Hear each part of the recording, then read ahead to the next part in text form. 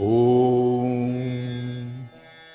मध्यम चरित्र के विष्णु ऋषि, महालक्ष्मी देवता, उष्णीक छंद, शाकंभरी शक्ति, दुर्गा बीज, वायु तत्व और यजुर्वेद स्वरूप है।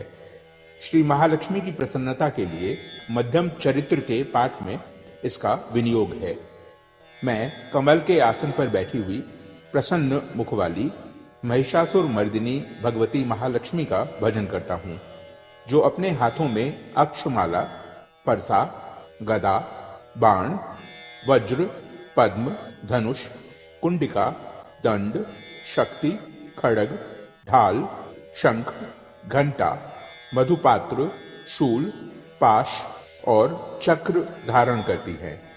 ऋषि कहते हैं, पूर्व काल में देवताओं और असुरों में पूरे 100 वर्षों तक घोर संग्राम हुआ था।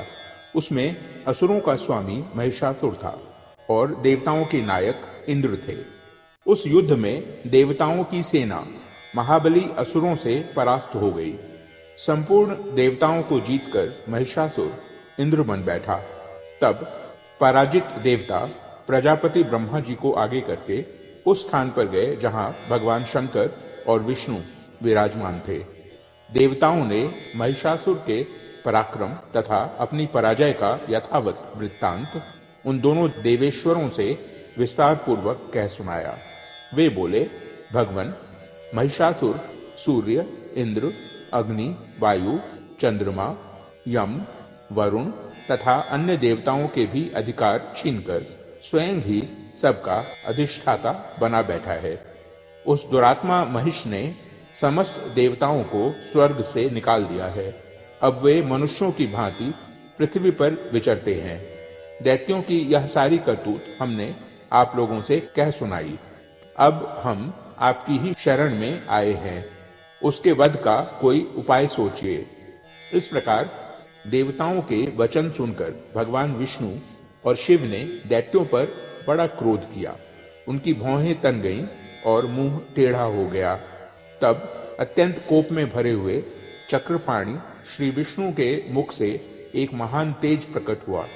इसी प्रकार ब्रह्मा, शंकर तथा इंद्र आदि अन्यान्य देवताओं के शरीर से भी बड़ा भारी तेज निकला।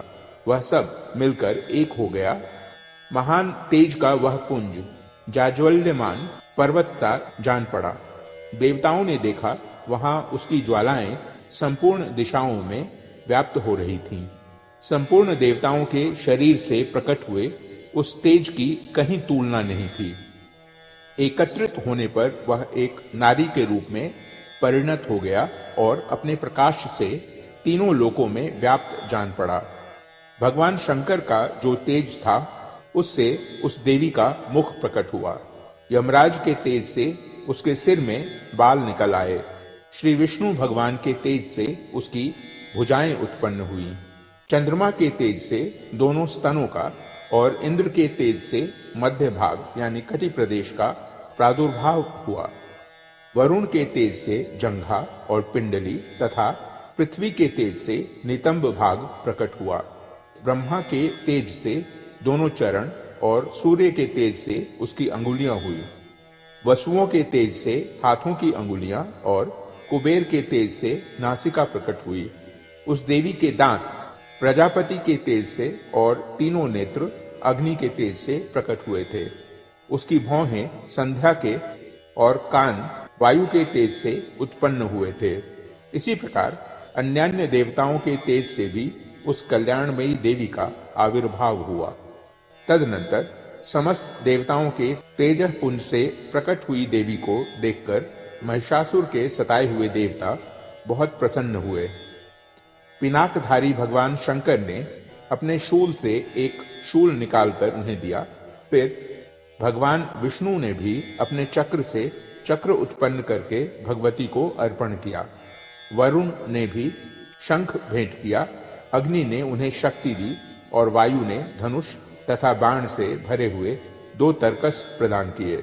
सहस्त्र नेत्रों वाले देवराज इंद्र ने अपने वज्र से वज्र उत्पन्न करके दिया और ऐरावत हाथी से उतारकर एक घंटा भी प्रदान किया। यमराज ने काल दंड से दंड, वरुण ने पाश, प्रजापति ने स्फटिकाक्ष की माला तथा ब्रह्मा जी ने कमंडलू भेंट किया।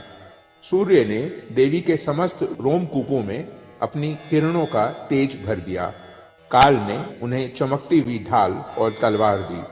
क्षीर समुद्र ने उज्जवल हार तथा कभी जीर्ण न होने वाले 2 दिव्य वस्त्र भेंट किए। साथ ही उन्होंने दिव्य चूड़ामणि, 2 कुंडल, कड़े, उज्जवल अर्धचंद्र, सब बाहुओं के लिए केयूर, दोनों चरणों के लिए निर्मल नूपुर, गले की सुंदर हंसली और सब अंगुलियों में पहनने के लिए रत्नों की बनी अंगूठियां भी दी। विश्वकर्मा ने उन्हें अत्यंत निर्मल फरसा भेंट किया। साथ ही अनेक प्रकार के अस्त्र और अभेद्य कवच दिए। इनके सिवा मस्तक और वक्षस्थल पर धारण करने के लिए कभी ना कुम्हलाने वाले कमलों की मालाएं दी। जलधि ने उन्हें सुंदर कमल का फूल भेंट किया। हिमालय ने सवारी के लिए सिंह तथा भांति भांति के रत्न समर्पित किए। धनाध्यक्ष कुबेर ने मधु से भरा पान पात्र दिया तथा संपूर्ण नागों के राजा शेष ने, जो इस पृथ्वी को धारण करते हैं, उन्हें बहुमूल्य मणियों से विभूषित नागहार भेंट किया। इसी प्रकार अन्य देवताओं ने भी आभूषण और अस्त्र शस्त्र देकर देवी का सम्मान किया। तत्पश्चात उन्होंने बारंबार अट्टहास पूर्वक उच्च स्वर से गर्जना की। उनके भयंकर नाद से संपूर्ण आकाश गूंज उठा। देवी का वह अत्यंत उच्च स्वर से किया हुआ सिंहनाद कहीं समा ना सका। आकाश उसके सामने लघु प्रतीत होने लगा। उससे बड़े जोर की प्रतिध्वनि हुई, जिससे संपूर्ण विश्व में हलचल मच गई और समुद्र कांप उठे। पृथ्वी डोलने लगी और समस्त पर्वत हिलने लगे। उस समय देवताओं ने अत्यंत प्रसन्नता के साथ सिंहवाहिनी भवानी से कहा, देवी तुम्हारी जय हो। साथ ही महर्षियों ने भक्ति भाव से विनम्र होकर उनका स्तवन किया। संपूर्ण त्रिलोकी को क्षोभग्रस्त देख दैत्यगण अपनी समस्त सेना को कवच आदि से सुसज्जित कर हाथों में हथियार ले सहसा उठकर खड़े हो गए। उस समय महिषासुर ने बड़े क्रोध में आकर कहा, आह, यह क्या हो रहा है। फिर वह संपूर्ण असुरों से घिरकर उस सिंहनाद की ओर लक्ष्य करके दौड़ा और आगे पहुंचकर उसने देवी को देखा, जो अपनी प्रभा से तीनों लोकों को प्रकाशित कर रही थीं। उनके चरणों के भार से पृथ्वी दबी जा रही थी। माथे के मुकुट से आकाश में रेखा सी खिंच रही थी तथा वे अपने धनुष की टंकार से सातों पातालों को क्षुब्ध किए देती थीं। देवी अपनी 1000 भुजाओं से संपूर्ण दिशाओं को आच्छादित करके खड़ी थी। तदनंतर उनके साथ दैत्यों का युद्ध छिड़ गया। नाना प्रकार के अस्त्र शस्त्रों के प्रहार से संपूर्ण दिशाएं उद्भासित होने लगी। चिक्षुर नामक महान असुर महिषासुर का सेना नायक था। वह देवी के साथ युद्ध करने लगा। अन्य दैत्यों की चतुरंगिणी सेना साथ लेकर चामर भी लड़ने लगा। 60,000 रथियों के साथ आकर उदग्र नामक महादैत्य ने लोहा लिया। 1 करोड़ रथियों को साथ लेकर महाहनु नामक दैत्य युद्ध करने लगा। जिसके रोए तलवार के समान तीखे थे, वह असिलोमा नाम का महादैत्य 5 करोड़ रथी सैनिकों सहित युद्ध में आ डटा। 60 लाख रथियों से घिरा हुआ बाष्कल नामक दैत्य भी उस युद्ध भूमि में लड़ने लगा। परिवारित नामक राक्षस हाथी सवार और घुड़सवारों के अनेक दलों तथा 1 करोड़ रथियों की सेना लेकर युद्ध करने लगा। बिडाल नामक दैत्य 5 अरब रथियों से घिरकर लोहा लेने लगा। इनके अतिरिक्त और भी हजारों महादैत्य रथ, हाथी और घोड़ों की सेना साथ लेकर वहां देवी के साथ युद्ध करने लगे।